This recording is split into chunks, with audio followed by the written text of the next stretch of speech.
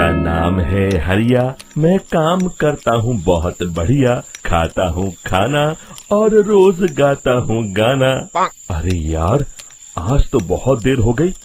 इस खतरनाक जंगल को देखकर तो मेरे हाथ पैर ठंडे हो गए हैं।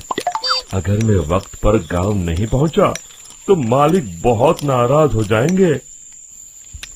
तभी हरिया को एक आवाज सुनाई देती है। सुनिए हरु जी।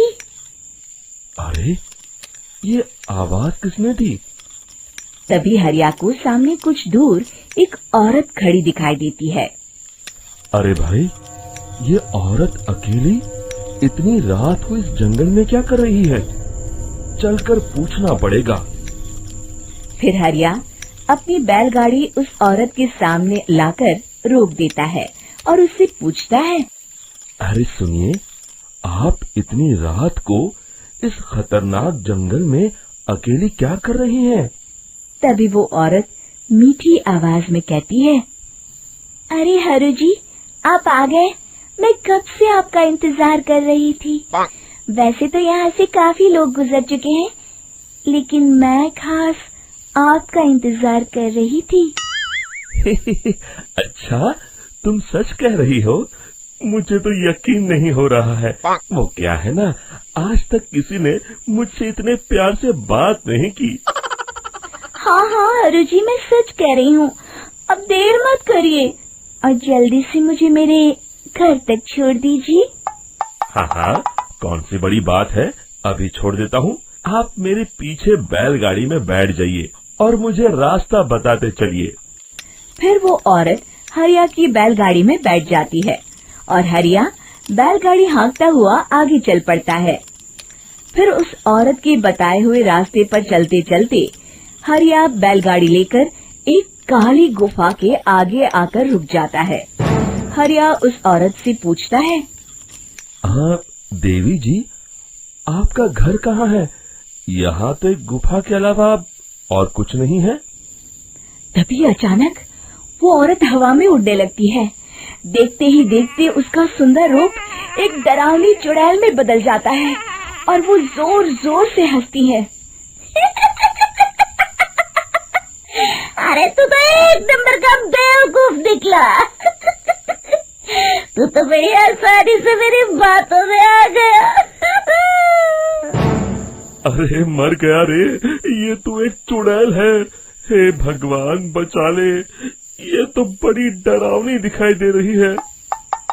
और फिर अगले ही पल हरिया की बैलगाड़ी में रखा सारा सामान हवा में उड़ता हुआ उस काली गुफा के अंदर चला जाता है और वो चुड़ैल भी उस गुफा के अंदर जाकर कहीं गायब हो जाती है। हरिया ये नजारा देख बुरी तरह घबरा और परेशान हो जाता है। अरे, ये चुड़ैल तो मेरा सारा सामान लेकर गुफा में गायब हो गई। अब क्या होगा? अगर मैं गांव खाली हाथ गया तो मालिक मेरी अच्छी खबर लेंगे। मेरी इस बात का कोई यकीन भी नहीं करेगा। फिर आखिर वही हुआ। हरिया के मालिक चंपक सेठ को हरिया की किसी भी बात पर रत्ती भर भी यकीन नहीं हुआ। चंपक सेठ को लगा हरिया झूठ बोल रहा है और उसने ही लालच में आकर सारा सामान हड़प कर लिया है। फिर हरिया को बेईमान समझकर चंपक सेठ उसे काम से निकाल देता है। अगले दिन अपनी दुकान में परेशान बैठा चंपक सेठ गुस्से में बड़बड़ाता है। अरे, दुकान में तो सामान बिल्कुल भी नहीं है। अब मुझे ही शहर जाकर सामान लाना होगा। फिर वो अपनी बैलगाड़ी लेकर शहर चला जाता है। शहर से सामान लेकर जब चंपक सेठ वापस गांव लौट रहा होता है, तभी उसे एक आवाज सुनाई देती है। चंपक जी, ओ चंपक जी। अरे, ये तो कोई मेरा नाम लेकर मुझे पुकार रहा है। फिर उस रास्ते में वही औरत खड़ी दिखाई देती है। फिर क्या था, हरिया की तरह चंपक सेठ भी उस औरत के पास अपनी बैलगाड़ी लेकर जाता है और वो भी उसकी चिकनी चुपड़ी बातों के मुंह जाल में फंस जाता है। फिर चुड़ैल उसे भी अपनी गुफा तक ले जाती है और उसका सारा सामान लेकर गुफा में गायब हो जाती है।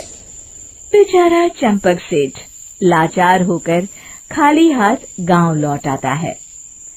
फिर ये उस जंगल में रोज की बात हो जाती है। जो कोई भी शहर से कुछ लेकर गांव की तरफ लौटता, वो चुड़ैल उसे बेवकूफ बनाकर उसका सारा सामान लेकर गुफा में गायब हो जाती।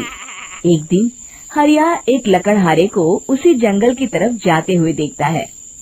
फिर हरिया उसे रोकते हुए कहता है, अरे भाई, क्यों अपनी मौत को दावत दे रहे हो? मेरी बात मानो, आगे जंगल में मत जाओ, वहाँ एक बड़ी भयानक चुड़ैल रहती है। लकड़हारा हरिया की बातों को नजरअंदाज करते हुए कहता है, अरे भाई, मुझे पहले ही बहुत देर हो चुकी है, मुझे जाने दो भाई।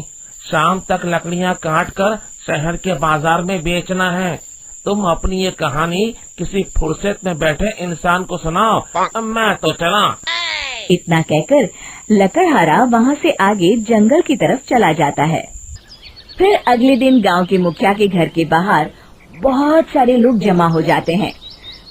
तभी हाथ में कुल्हाड़ी लिए खड़ा लकड़हारा कहता है, अरे मुखिया जी, अब आप ही हमें बचाइए उस जंगल वाली चुड़ैल से।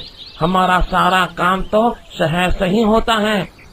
अरे मुखिया जी, उस चुड़ैल की वजह से तो मैं पूरी तरह बर्बाद हो गया हूँ। हम सबको मिलकर उस चुड़ैल का कोई इलाज करना पड़ेगा। तभी भीड़ में खड़ा वीरा कहता है, आप लोग चिंता मत करिए, कल से वो चुड़ैल किसी को नहीं लूट पाएगी। मेरे पास एक बहुत अच्छी तरकीब है। तभी चंपक सेठ उसका मजाक उड़ाते हुए कहता है, अरे तेरा नाम वीरा है तो क्या हुआ? तूने अभी उस चुड़ैल को देखा नहीं है? जाकर अपना काम कर, बड़ा आया। तब मुखिया जी कहते हैं, नहीं नहीं चंपक सेठ, मुझे लगता है हमें इस लड़के को एक मौका देना चाहिए। फिर सभी गांव वाले मुखिया जी की बातों से सहमत हो जाते हैं और वीरा शाम को एक बैलगाड़ी में कुछ सामान लादकर उस जंगल की ओर चल देता है। वीरा, ओ वीरा, कहाँ जा रहा है? तभी वीरा मुड़ के देखता है, वही चुड़ैल एक औरत के रूप में खड़ी है। अरे बहन जी, मैं आपको ही ढूंढ रहा था। देखिए, मैं आपके लिए क्या लाया हूँ। अरे वाह, तो खुद मेरे लिए इतना सामान लाया है। तू ही अकेला गांव में समझदार है। जरा देखो, मैं भी खोल के, बड़े भूख लगी है। जैसे ही चुड़ैल उस सामान पर से कपड़ा हटाती है, एक भगवान शिव की तेज रोशनी उसके अंदर मूर्ति से निकलती है और चुड़ैल अपने असली रूप में आकर जलने लगती है। अरे मैं जल रही हूँ, बचाओ! बचाओ! ओम नमः शिवाय, मर गई मैं! देखते ही देखते वो चुड़ैल राख के साथ उड़ जाती है और सभी गांव वाले भी वहां जाते हैं। शिक्षा बुराई पे सदा अच्छाई की ही जीत होती है।